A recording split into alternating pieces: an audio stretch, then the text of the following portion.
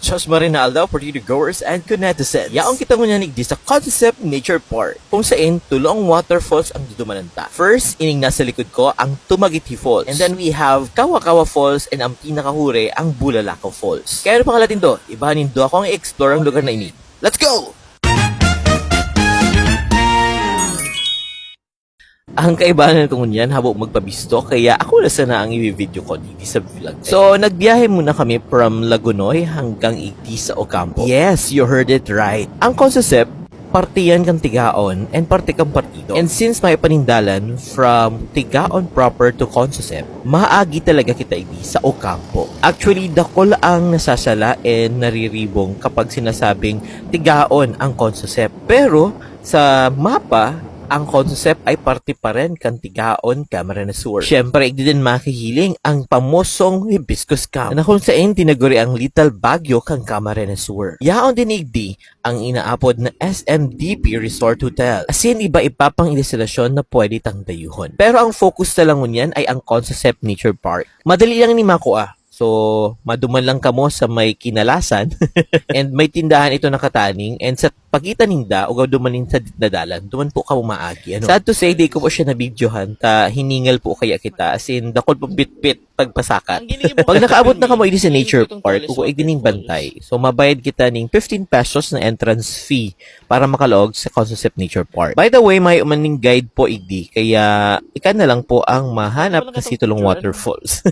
Don't worry kasi madali po siyang mahanap kasi sementado na ang trail. Kaya puwan mo lang susudon ang mga trails ining mga sementadong dalan. Pero since dahil kahaluyan na, ang mga dalan igdi minsan raraot na and purutol na. So, ika na lang mahanap kang kasugpon.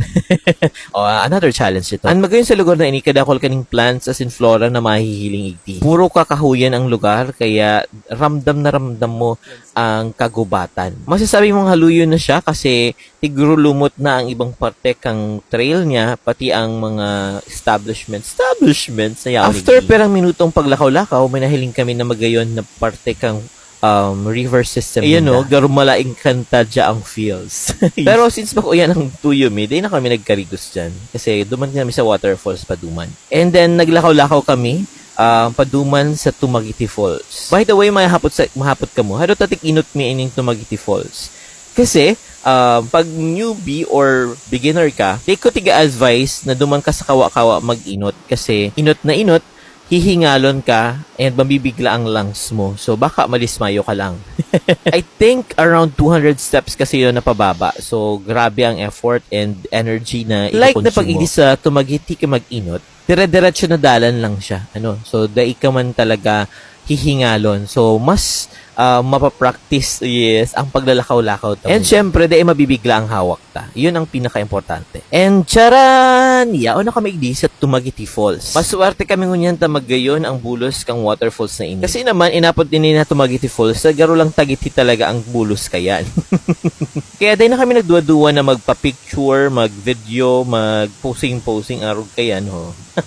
Feeling artista pero butugang tulak. Yeah! Pero ini sa mga halangkaw na waterfalls exist sa Partido District. Madalion din siyang dumanan kaya advisable or pwede ini sa mga aki and sa mga gurang. Siguro i-rate ko ini ng 3 or 4 over 9 ang difficulty level. Medyo halangkaw kasi may mga dalakulang gapo kaya natatawidan. So itong medyo nakapasakit lang. Pero the rest sobrang dali lang kang trail na ini. Since maaga kami nakaabot igdi, so ninamnami muna ang bawat sulok kang waterfalls na masiramon talagang dangugon ang mga bulos, ang patak, as in ang tapuyas.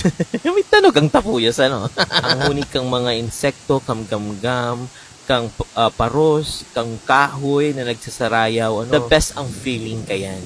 Yan ang pinakagusto ko, kaya waterfalls chaser talaga. Kapag nadadangog ko kaya talaga ang mga bulos kang falls, garo nakikiulay yan sa kuya. Basta, iba ang feeling, iba ang, ang connection na itinatao kang waterfalls. Kumbaga, sa pag-irintindihan, kaming duwa lang ang nakakaintindi. Yes, sana all. Basta, dahil ko siya maipaliwanag, pero nafe-feel ko siya permi. Iba ang feeling kapag nasa gubat ka, kapag nasa nature ka, kapag nasa lugar ka kung saan pano ning mga green. Yes. Bako lang ning green-minded, ano. Pero seryoso ako dyan, kidding aside, nakulaon ang tabang sa kuya, kang waterfalls. Kaya, kung ika may iniinda, may namamati, may problema, I think it is the best solution na mag-reconnect ka sa nature. Anyway, balik kita igdi sa Tumaguiti Falls. Last, around 2023 siguro, nagsakat pa kami igdi sa Tumaguiti. Sa taas la kay ini, inaapod ang Humagawak Falls. Di ko aram kung tama ako. And kadakol pa ning waterfalls na mahihiling sa taas kayan. So, medyo buwis-buhay siya, kaya di ko advisable na magduman ka. And di ko na din inulit ang pagsakat tumanal. Saro ito sa mga di ko malilingawan na experience ko. Sa pagta-travel, sa pag-adventure, igdi sa Partido District. One for the books, kumbaga. Kapag naibig ka pala sa Tumaguiti Falls, pwede ka magduman sa iyang,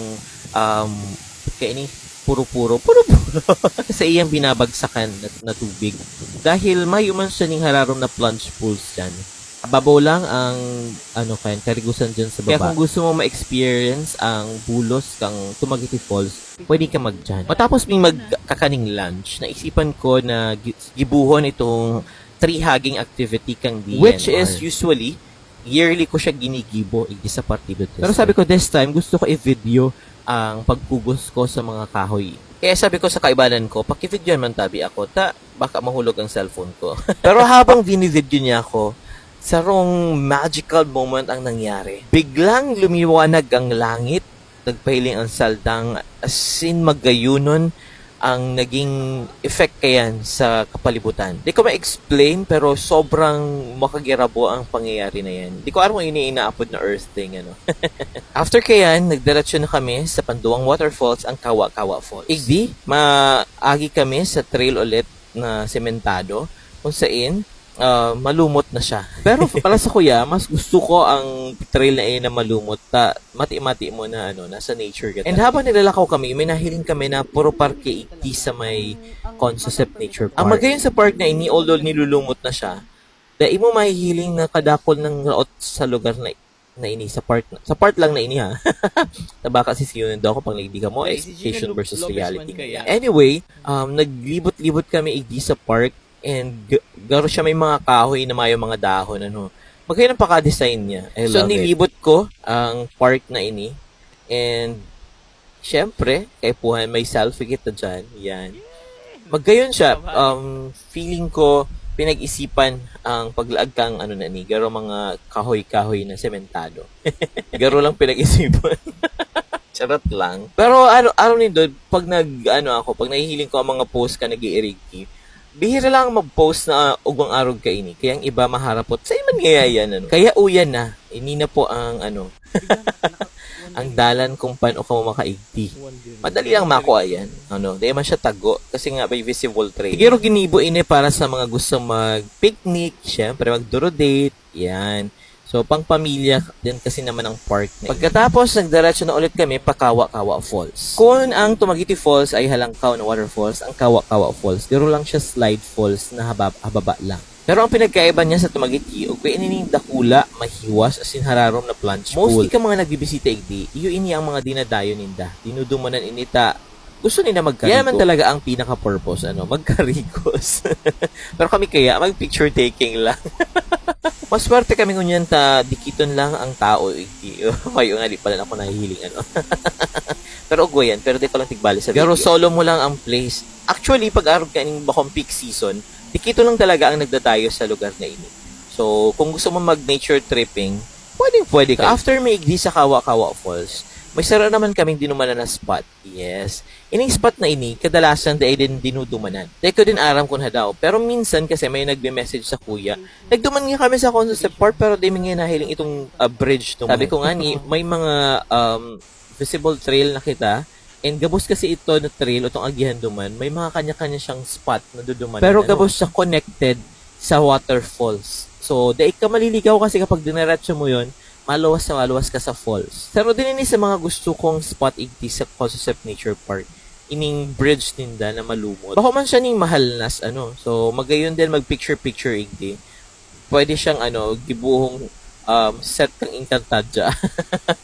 kantad.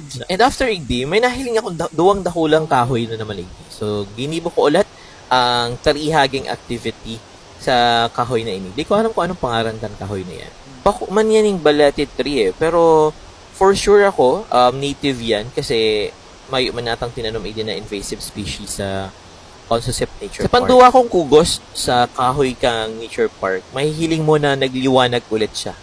Pero di siya masyadong visible sa video pero nahiling mo nag-init bigla. Di ko aram panduwa na yan. Iba talaga si feeling. And this time, milingin mo, pantulo na naman ini. Another 3, this is the last time na magkukus ako ng kahoy igi sa Concept Nature Park. And you know what? For the third time, mahihiling mo sa video na after ko ulit kuguson ang kahoy na yan, bigla ulit na mainit or maliwanag. Grabe ang experience. Nakakagirabo talaga. Pagkatapos kaya, nag-inutan kami and may mahihiling ka dyan na signage. Ang sabi, if you do not know where you are going, any road will lead you there. O, diba? English? Siyempre, ginibo ata ni para sa mga tourists sa ibang lugar o ibang bansa. Sayang lang kasi sa tree house nakatampad ka ito, mayo na, gaba na. As in, totally, mayo na siya. Damaged na talaga. Every time kasi na maigdi ako, pero may ako nagpapapicture sa treehouse na ito. Pero this time, mayo na akong napicturean. Sa Iroinutan din kaya, nagwadin ning luma na harong na nilamon na kang mga plants. Hindi ko aram kung vines yan. Pero, pag naglawag ka igdi, mahihiling mo na may mga cubicle, comfort room siguro ini para sa mga, syempre, gustong mag-CR, inaapod ni kalikasan. And after ka ito, nagdiretso ulit kami. Syempre, this time, Pabulalakaw Falls na kami. Habang naghahaloy, color green na ang Mossy Trail igdi. Siguro dahil siya dinadayo or dinudumanan kang mga tourist or bisita. Kaya mas nagdakol si lumot niya. Siyempre, kapag hinigal ka na kaya duman sa Kawa-Kawa Falls, di ka na ma-decide na magdiretso pa sa Bulalakaw Falls. Kung ang tumagiti mayo ng plunge pools pero halangkaw, ang Kawa-Kawa Falls sa baba pero may plunge pools, may karigusan, uning Bulalakaw Falls, combination siya kang tumagiti and Kawa-Kawa. Halangkaw ini na waterfalls, as in may hararom, as in dakula na plunge pool. Magayon magkarigosig dito malipot and syempre, malinig. Pero di advisable na magkaligos kay di kung kadakol tawod duman sa tumagiti and kadakol tawod duman sa Kawa-Kawa. Actually, ang apo duman, site visit. So, din yan sa reason kung bakit ininot mi ang tumagiti and pinanduwa mi ang Kawa-Kawa. Kasi gusto tang aramon if may mga tao na nagkakarigos. Aram ko na daw. Iyo yan, kung kadakol ang nagkakarigos duman sa tumagiti as in Kawa-Kawa, most probably, ang sa indang mga ihi, sa indang mga ate, basura, madiretso igdi sa Bulalakaw. So therefore, magiging contaminated ang tubig igdi, kaya dahil na siya magayon karikusan. Kaya, kung ika makarigus igdi, pwede mo man gibuan ng ginibo. Anyway, flowing man ang tubig igdi, so everyday, nababaguhan man ang tubig dyan. And nalilinigan din. Yun ang magayon dyan. Importante yan. Siyempre, buhay na buhay kaya ang river system kaini. Kaya, dahil man stagnant ang tubig. So, hanggang hindi lang muna ang sa tuyang vlog. Salamat sa pagtalan. As in, sana nag-enjoy ka mo. Hasta sa uturutang adventure. Ingat!